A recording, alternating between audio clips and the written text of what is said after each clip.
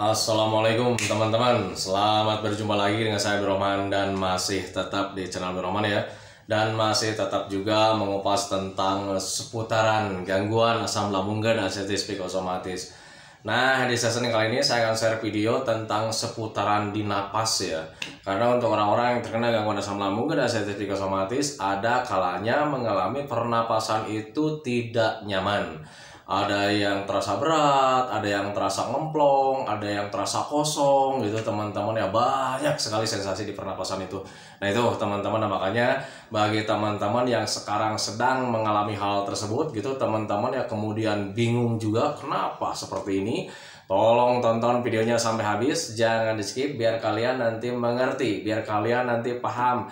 Dan ketika mengerti dan paham, kalian bisa menanganinya dengan mudah. Minimal kalian tidak ketakutan gitu teman-teman ya, karena sudah tahu penyebabnya. Dan ternyata penyebabnya itu adalah penyebab biasa, gangguan rumahan, atau bisa juga respon tubuh kita gitu teman-teman ya. Nah makanya bagi teman-teman yang sekarang sedang mengalami hal tersebut, tolong tonton videonya sampai habis, jangan di skip. Dan kemudian seperti biasa ya, bagi teman-teman yang baru bergabung, kalau seandainya kalian mau bertanya tentang seputaran gangguan asam lambung dan artritis psikosomatis, alangkah baiknya kalian tonton dulu video-video saya sebelumnya, karena untuk seputaran gangguan asam lambung dan artritis psikosomatis semuanya sudah saya share ya. Dari mulai cerita saya yang terkena gangguan asam lambung dan artritis psikosomatis, kemudian merasakan 1001 macam sensasi yang sangat tidak nyaman, itu sudah di-share teman-teman ya. Dan kemudian bagaimana cara menangani setiap sensasi yang hadir, itu juga sudah di-share. Nah makanya biar lebih jelas, biar lebih detail, alangkah baiknya kalian tonton dulu video-video saya sebelumnya. Nah itu teman-teman ya. Dan kemudian bagi teman-teman yang baru bergabung juga, seperti biasa juga, kalau seandainya kalian belum subscribe channelnya, mohon videonya itu di-subscribe dulu, karena untuk subscribe itu tidak memerlukan biaya, tidak memerlukan pendaftaran. Jadi subscribe itu adalah hal yang sangat mudah sekali bagi teman-teman lakukan ya. Jadi teman-teman itu cukup memijit saja tulisan subscribe, biar kenapa? Jujur ya, biar videonya itu cepat berkembang dengan baik. Dan kalau seandainya videonya itu berkembang dengan baik, sudah barang tentu itu akan menambah semangat tersendiri buat saya untuk terus nge-share tentang seputaran gangguan asam lambung dan artritis psikosomatis ini terhadap kalian. Kemudian yang lebih penting dan yang lebih utamanya, tekan juga tombol lonceng sama tombol like-nya ya, biar kalian itu dapat notifikasi atau pemberitahuan video saya yang terbaru. Karena saya itu akan terus nge-share tentang seputaran gangguan asam lambung dan artritis psikosomatis ini terhadap kalian, dengan tujuan semoga saja videonya itu menjadi wasilah atau jalan keluar bagi kalian yang sedang mengalami gangguan asam lambung dan artritis psikosomatis hingga membaik ya, apalagi sampai sembuh total. Amin ya robbal alamin. Ya minimal hanya memberikan motivasi saja, atau lebih minimalnya lagi hanya sekedar menemani kalian yang sekarang sedang merasakan tidak nyamannya dari gangguan asam lambung dan artritis psikosomatis. Nah itu teman-teman ya. Nah kembali lagi ke topik utama teman-teman ya.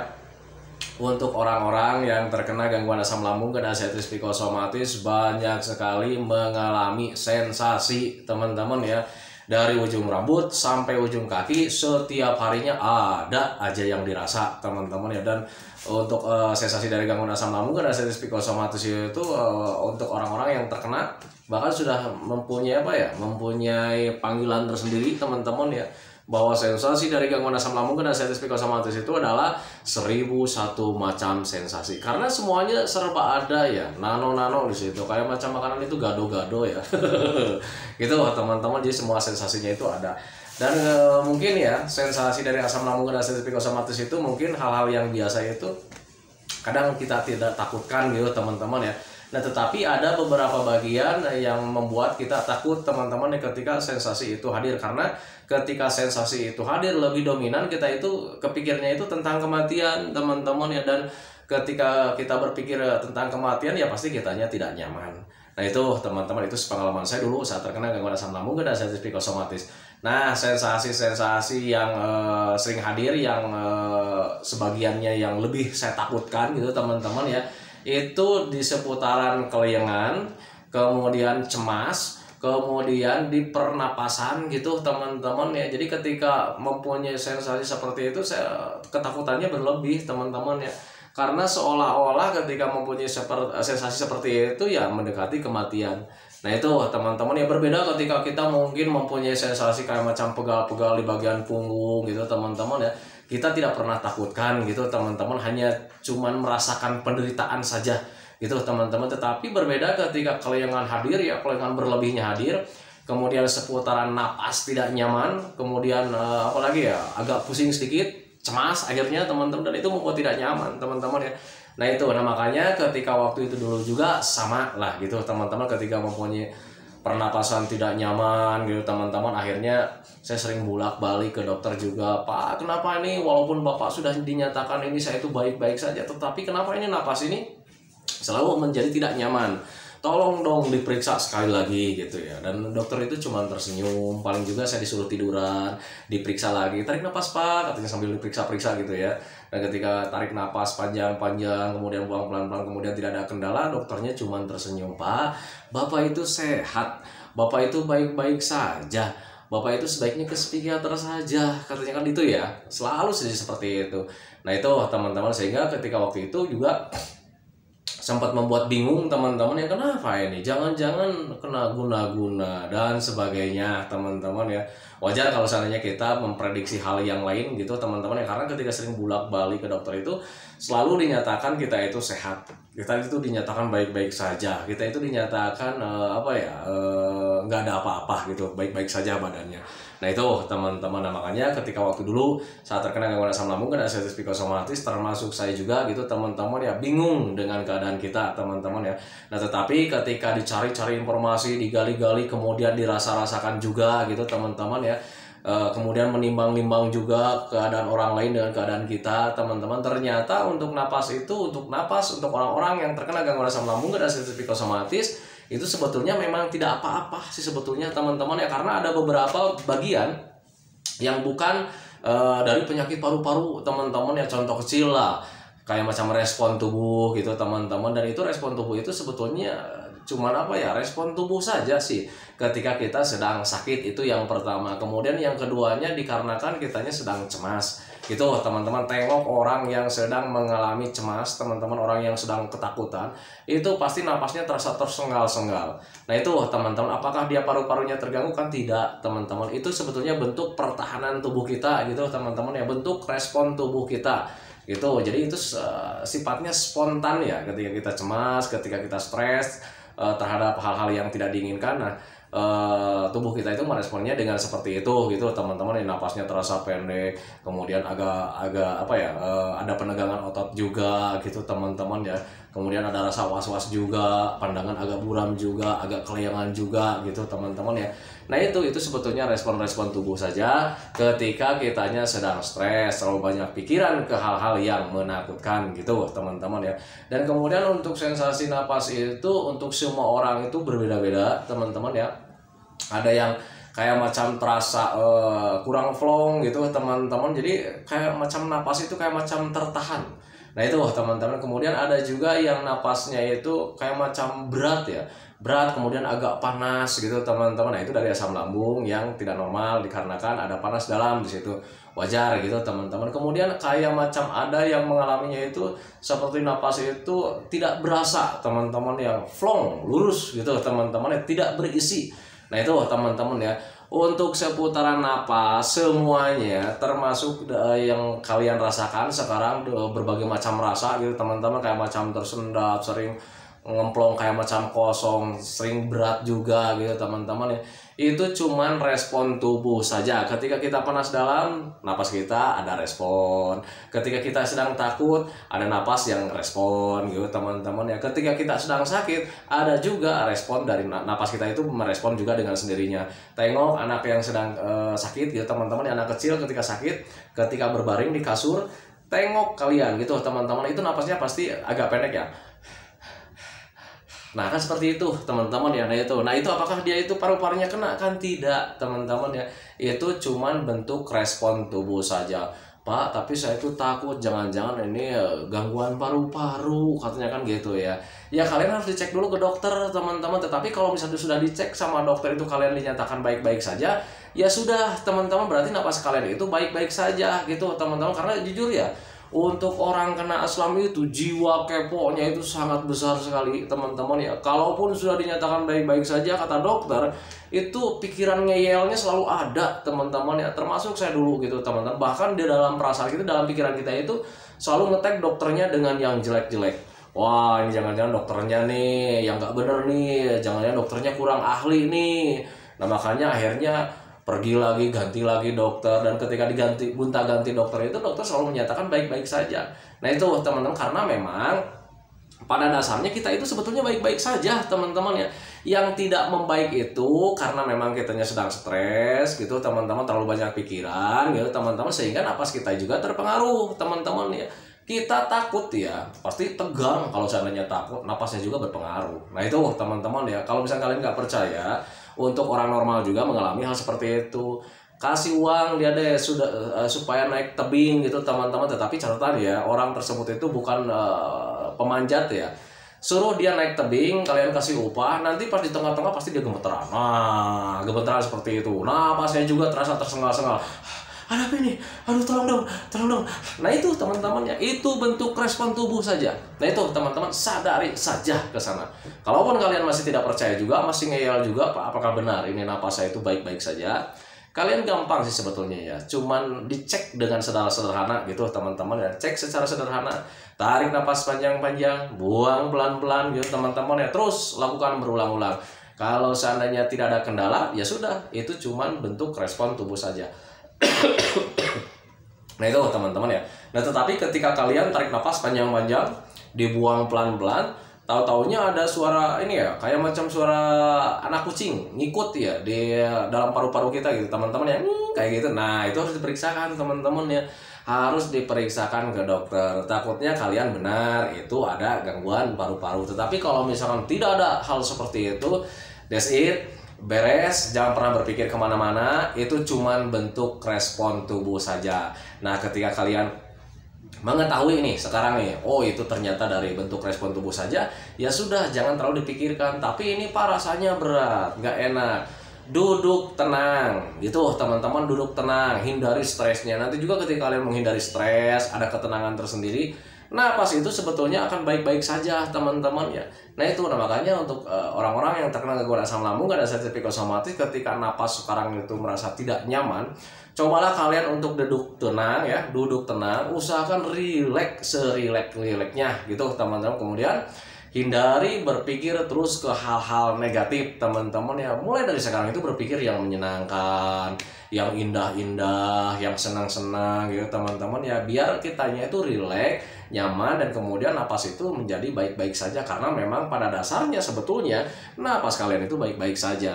Nah itu teman-teman. Tetapi untuk orang yang kena asam itu kadang suka ngeyel ya, kalau seandainya dikatakan napas kalian itu baik-baik saja, ada ketenangan tersendiri teman-teman, tiba-tiba datang lagi sensasi napas terasa beratnya, akhirnya untuk ketenangan itu hilang. Kemudian pemahaman bahwa gangguan asam lambung dan sensitif psikosomatis itu tidak berbahaya juga gitu ya, hilang juga gitu teman-teman ya. Yang hadir malah berpikirnya itu sudah spontan ke hal-hal negatif, akhirnya ada ketakutan, akhirnya cemas hadir lagi.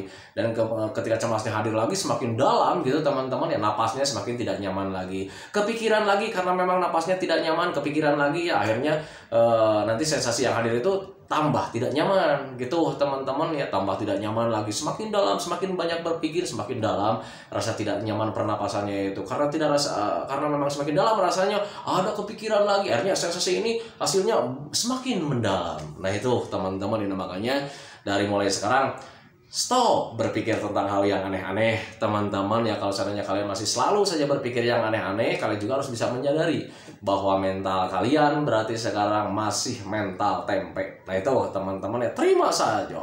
Wah ini Pak Abdurrahman sembarangan nih, ntar kalau ketemu diajak berantem nih, mental saya masih mental pemberani katanya. Kan gitu teman-teman ya. Coba Anda rasakan sendiri, lu dapat masalah napas aja sekarang masih ketakutan kan ya. Nah itu teman-teman, padahal napas itu kalian baik-baik saja sih sebetulnya teman-teman ya, tidak akan apa-apa sebetulnya. Dan kalaupun bisa kalian tidak menyadari bahwa kalian itu mentalnya sedang mental tempe, berarti kalian ya sekarang itu masih ketakutan ya. Kalau seandainya masih ketakutan tentang pernapasan, ya berarti fix mental kalian masih mental tempe. Nah itu teman-teman, kalau seandainya sudah diperiksa ke dokter, napasnya baik-baik saja, paru-parunya baik-baik saja, tapi masih ketakutan juga tentang respon tubuh, ya kalian harus terima, kalian harus sadari bahwa mental kalian itu mental tempe. Nah itu teman-teman. Tetapi untuk saya pribadi juga dulu sama gitu teman-teman ya, sudah dinyatakan sama dokter itu baik-baik saja, kadang ya pikiran kita itu suka pengen marah ya, perasaan kita itu marah nih sama dokter nih, nih dokter nih nggak bener nih, saya datang ke sini tuh mahal-mahal ya, tapi dinyatakan baik-baik saja. Bapak itu baik-baik saja. Enggak baik-baik, saya ingin apa sih, tidak nyaman dok. Kata siapa baik-baik katanya. Bapak itu harus tenang, cobalah untuk psikiater. Selalu saja seperti itu jawabannya. Nah itu teman-teman, dan untuk dokter itu benar sekali gitu teman-teman. Kalau misalnya kita baik-baik saja ya sudah baik-baik saja. Nah itu teman-teman ya, dokter lebih mengetahui, dokter lebih pintar karena dokter itu di bidangnya tentang kesehatan.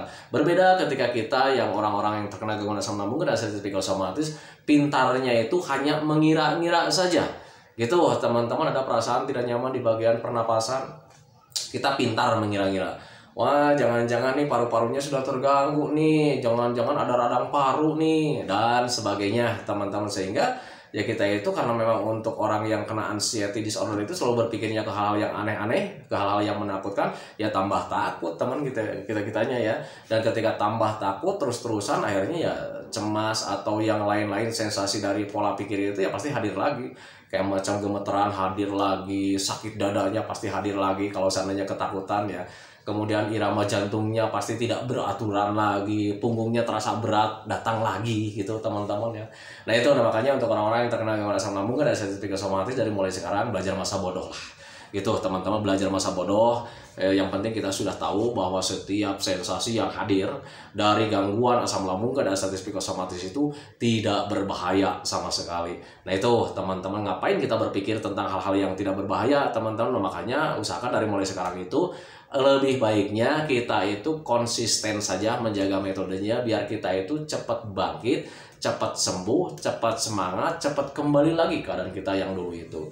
Nah itu teman-teman ya, biar kalian itu cepat normal lagi semuanya gitu teman-teman. Jadi untuk berpikir tentang penyakit, berpikir tentang sensasi itu sebaiknya dihentikan saja.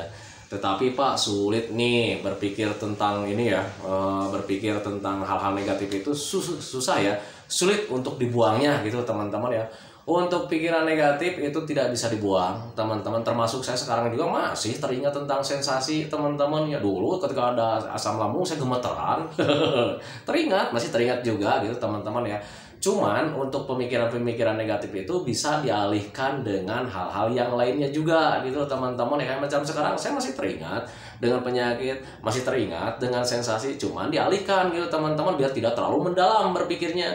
Dialihkan dengan cara seperti apa? Bikin video kayak macam begini. Nah itu teman-teman ya. Jadi ya itu bisa mengalihkan pola pikir kita gitu teman-teman. Dan ketika kita pola pikirnya berubah dengan hal-hal yang menyenangkan teman-teman ya, itu semuanya menjadi nyaman kembali semuanya, dari mulai fisiknya, dari mulai penyakitnya, dari mulai perasaannya, dari mulai pikirannya, semuanya menjadi normal lagi. Nah itu teman-teman, nah, makanya pahami saja ke sana gitu teman-teman ya. Nah itu teman-teman ya, video dari saya tentang seputaran napas untuk orang-orang yang terkena gangguan asam lambung dan sensitif psikosomatis. Jujur ya, untuk napas itu sangat tidak nyaman gitu teman-teman. Tetapi perlu kalian ketahui bahwa kalian itu baik-baik saja. Napas kalian itu tidak terganggu, hanya terkena respon saja gitu teman-teman. Sifat spontanitas tubuh kita memang seperti itu. Yang namanya bertahan, yang namanya waspada, pasti napas berpengaruh. Dan untuk yang namanya waspada atau respon tubuh itu bukan di pernapasan saja teman-teman ya, ada penegangan otot juga ada gitu teman-teman. Jadi ketika waspada itu semuanya serba terganggu ya, otot menjadi terganggu, menjadi menegang juga, napas terasa pendek juga, kurang ngeplong, terasa berat, terasa kosong, terasa ngos-ngosan dan sebagainya. Banyak ya kalau diceritakan gitu teman-teman. Tetapi jangan khawatir, jangan mentang-mentang kalian mendengarkan banyak kalian menjadi ketakutan lagi gitu teman-teman ya.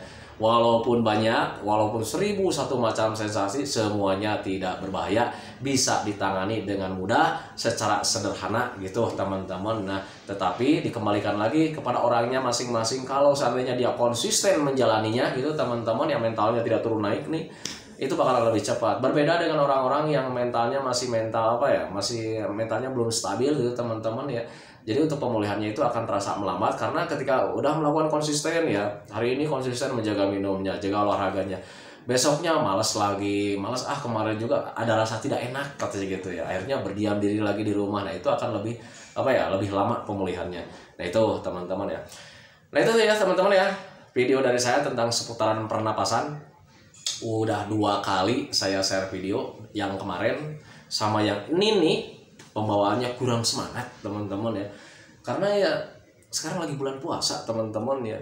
Jadi untuk asupan untuk tubuh saya itu nggak ada, makanya pembawaannya kurang semangat gitu teman-teman ya, kurang menggigil, kurang menggigit, kurang nonjok gitu teman-teman ya. Karena ketika orang yang terkena gangguan asam lambung itu butuh motivasi yang menjanjikan gitu teman-teman ya, yang ada powernya gitu teman-teman. Biar kita kasih contoh powernya itu ya, orang yang terkena asam lambung itu ikut hadir ya tenaganya. Wah nih Pak Abdul Rahman semangat nih, semangat saya juga nih. Kan gitu teman-teman. Akhirnya jalan-jalan lagi. Pas ketika jalan-jalan, wah Pak Abdul Rahman bohong nih, ini sensasi hadir nih. Akhirnya pulang lagi ke rumah, akhirnya meratapi nasib. Pak Abdul Rahman bohong nih, katanya jalan-jalan itu tidak akan apa-apa, nih sensasinya hadir.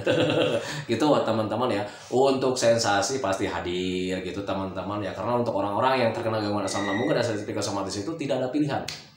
Kita bergerak, sensasi hadir. Tidak bergerak juga, sensasi hadir. Nggak ada pilihan sebetulnya. Nah makanya lebih baik kalian memilih untuk bergerak saja. Karena ketika bergerak itu kalian di situ dapat pelatihan, dapat pembiasaan gitu teman-teman, sehingga kalian itu gampang ya, mudah pemulihannya. Nah itu teman-teman, makanya lakukan dari mulai sekarang. Nah itu teman-teman ya. Nah itu teman-teman ya, semoga saja videonya itu menjadi wasilah buat kalian. Semoga saja videonya itu menjadi pencerahan buat kalian. Ya minimal hanya sekedar menemani kalian lah yang sekarang sudah merasakan tidak nyamannya dari gangguan asam lambung dan sensitif psikosomatis. Kemudian seperti biasa sebelum saya akhiri videonya, saya selalu mendoakan sama teman-teman itu, semoga saja teman-teman itu cepat sehat lagi, cepat sembuh lagi, cepat kembali lagi keadaan kalian yang dulu, baik semangatnya, moodnya, tertawanya, pokoknya kehidupan kalian yang berwarna itu semoga saja cepat kembali lagi. Karena memang saya yakin 100% bahwa keadaan kalian yang dulu itu sangat dirindukan sekali. Nah itu teman-teman ya. Kemudian doakan saya juga teman-teman ya, agar saya itu tetap sehat, tetap kuat, tetap ceria, agar masih bisa tetap menemani kalian. Nah itu teman-teman ya. Saya hentikan videonya teman-teman ya. Assalamualaikum warahmatullahi wabarakatuh.